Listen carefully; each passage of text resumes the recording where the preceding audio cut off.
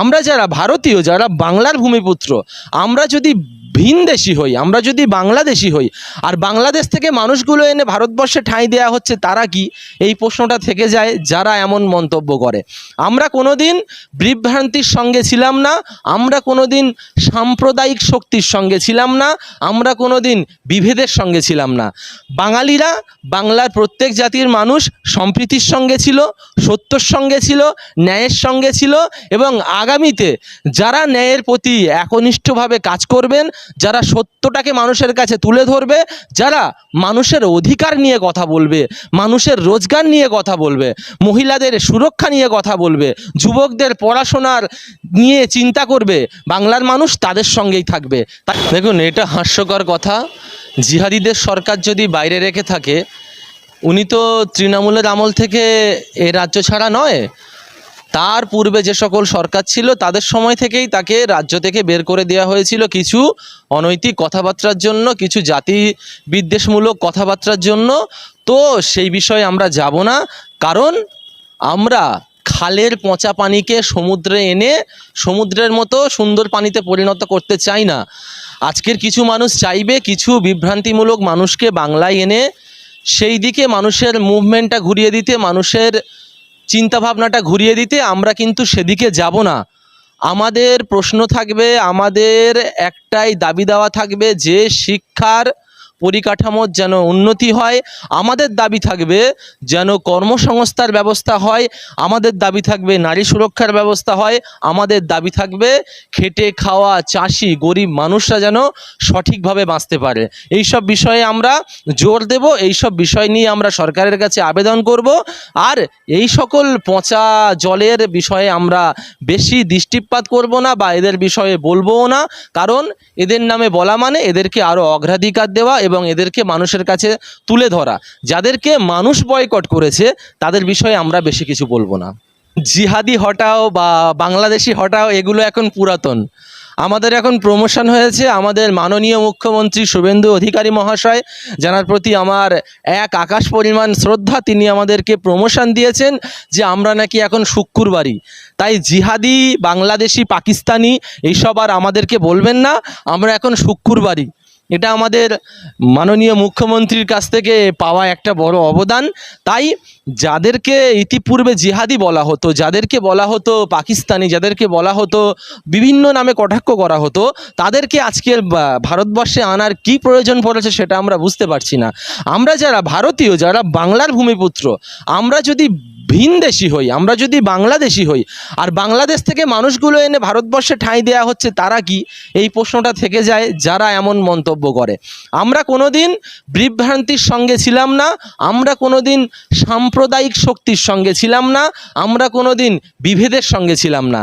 বাঙালিরা, বাংলার প্রত্যেক জাতির মানুষ সম্প্রীতির সঙ্গে ছিল, সত্যর সঙ্গে ছিল, ন্যায়ের সঙ্গে ছিল, এবং আগামীতে যারা ন্যায়ের প্রতি একনিষ্ঠভাবে কাজ করবেন, যারা সত্যটাকে মানুষের কাছে তুলে ধরবে, যারা মানুষের অধিকার নিয়ে কথা বলবে, মানুষের রোজগার নিয়ে কথা বলবে, মহিলাদের সুরক্ষা নিয়ে কথা বলবে, যুবকদের পড়াশোনার নিয়ে চিন্তা করবে, বাংলার মানুষ তাদের সঙ্গেই থাকবে। তাই আজকের কারা কি বলবে সেদিকে আমরা কান দেব না।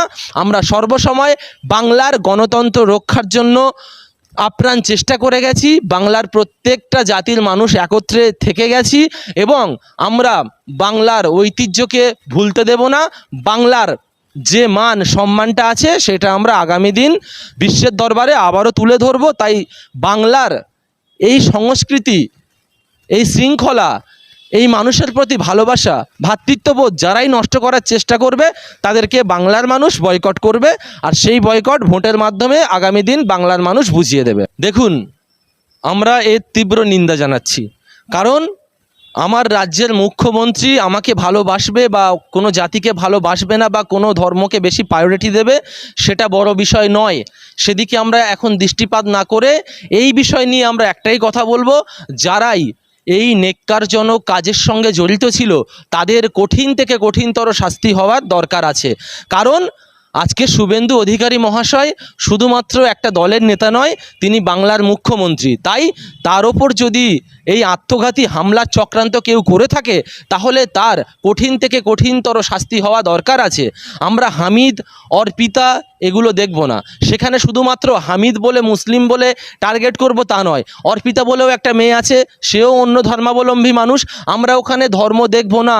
যারাই আজকের আমার বাংলার মুখ্যমন্ত্রীকে মারার চক্রান্ত করেছে তাদের দুজনকে ধরা হোক এবং তাদের সঙ্গে যারা যারা জড়িত আছে তাদের সবাইকে চিহ্নিত করে তাদেরকে কঠিন থেকে কঠিনতর শাস্তির ব্যবস্থা করা হোক। আমি আমার রাজ্যের মুখ্যমন্ত্রীকে বলবো এবং আমার বাংলার পুলিশ প্রশাসনদেরকে বলবো যাতে এই নেক্কারজনক ঘটনা আর অন্য কারোর সাথে না হয় সেদিকে লক্ষ্য রাখবেন। কারণ আমরা দেখেছি মমতা বন্দ্যোপাধ্যায় এবং আমাদের মমতা বন্দ্যোপাধ্যায়ের কর্মীদের উপরে কিন্তু হামলা হচ্ছে এবং অভিষেক বন্দ্যোপাধ্যায়ের ওপর নেক্কারজনকভাবে হামলা হয়েছে, ডিমের বাড়ি মারা হয়েছে, ইট বাগিয়ে মারা হয়েছে। এমনকি আমরা যখন ধর্ষণের প্রতিবাদ করি, যারা ধর্ষণ করেছে তাদের বিরুদ্ধে আন্দোলন করি, তখন আমাদেরকেও মারা হয়েছে। তাই যারা এই সকল নেক্কারজনক কাজের সঙ্গেও জড়িত তাদের বিরুদ্ধেও যেন কঠোর থেকে কঠিনতম পদক্ষেপ নেওয়া হয় এই আর্জি করছি। আর যারা আজকের অন্য রাজ্য থেকে এই বাংলায় এসে বিশৃঙ্খলা সৃষ্টি করছে বা মুখ্যমন্ত্রীকে মারার মতো চক্রান্ত করেছে, এই বিষয়ে আমি আবারও বলবো আমার রাজ্যের প্রশাসনকে যাতে এই বিষয়ে তারা দৃষ্টিপাত করে এবং যারা এই নেক্কারজনক কাজের সঙ্গে জড়িত তাদের জাতি, ধর্ম, বর্ণ, রং, পতাকা সব কিছু না দেখে তাদের যেন দৃষ্টান্তমূলক শাস্তি হয়। না দেখুন, অর্জুন সিং যেটা বলেছে ঠিকই বলেছে। আজকে শুভেন্দু অধিকারী মহাশয়ের জায়গায় যদি অন্য কেউ থাকতো সেখানেও আমরা বলতাম যদি একটা মুখ্যমন্ত্রীর ওপর এমনভাবে আক্রমণ করা হয় তাহলে অবশ্যই বুলেট প্রুফ কার নিয়ে ঘোরাটা তার প্রয়োজন, নিজেকে বাঁচানোর জন্য যা যা করা দরকার তাই করুক, সমস্যা নেই। কিন্তু আমরা শুধুমাত্র মুখ্যমন্ত্রী নয়, যারা এই বাংলার সাধারণ মানুষরা আজকের কিছু রাজনৈতিক দলের মানুষের কাছে নিপীড়িত হচ্ছে, নির্যাতিত হচ্ছে, সেদিকেও লক্ষ্য দেওয়ার জন্য বলবো।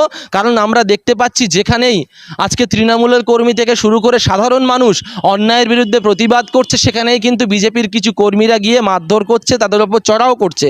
তাই যেমন করে আপনি আপনার নিজের সেফটির জন্য একটা সুন্দর পরিকাঠামোর ব্যবস্থা নিজেই নিয়োজিত করবেন, ঠিক তদ্রূপ বাংলার মানুষের জন্য একটা সেফটি ক্যাটাগরির নিয়োগ করুন যাতে বাংলার মানুষরা আর অন্য কোনো মানুষের কাছে মার না খায়, আর শুধুমাত্র বাংলায় প্রতিবাদ করতে গেলে তাদের ওপরে চড়াও না হয়, এদিকেও লক্ষ্য রাখা হোক। এবং এই বাংলার সর্বশেষ যে পরিকাঠামো আছে, বাংলায় যে ভ্রাতৃত্বস্বরূপ আচরণ সবার মধ্যে আছে, সেই ভৌগোলিক আচরণ এবং ভৌগোলিক বিষয় যেন সকলের মধ্যে বজায় থাকে, এটুকুনি আমি আবেদন করব আমার রাজ্যের মুখ্যমন্ত্রীর কাছে। আমরা নিজের রাজ্য নিয়েই একে চিন্তায় আছি, নিজের দেশ নিয়ে এমনি চিন্তায় আছি। তো নেপালে কি হচ্ছে না হচ্ছে সেদিকে দৃষ্টিপাত বা সে বিষয়ে না বলাটাই উচিত। তবুও যখন কোয়েশ্চেন করেছেন আপনি, আমি উত্তর দিচ্ছি। যারা মনে করে একটা টুপি জ্বালিয়ে দিয়ে ইসলাম ধর্মকে শেষ করা যাবে তারা মূর্খের স্বর্গে বাস করছে। আরে একটা সময় ছিল 313 জন ছিল, তখন ইসলামকে মেটাতে পারেনি, তখন ইসলামকে শেষ করতে পারেনি। আজকের তো প্রত্যেক দেশে কোটি কোটি মুসলিম, সেখানে মুসলিম ধর্মকে শেষ করার কথা চিন্তা করা মানে ভুল করছে, তারা মূর্খের স্বর্গে বাস করছে। তাদের একটু শিক্ষা অর্জন করা দরকার, কারণ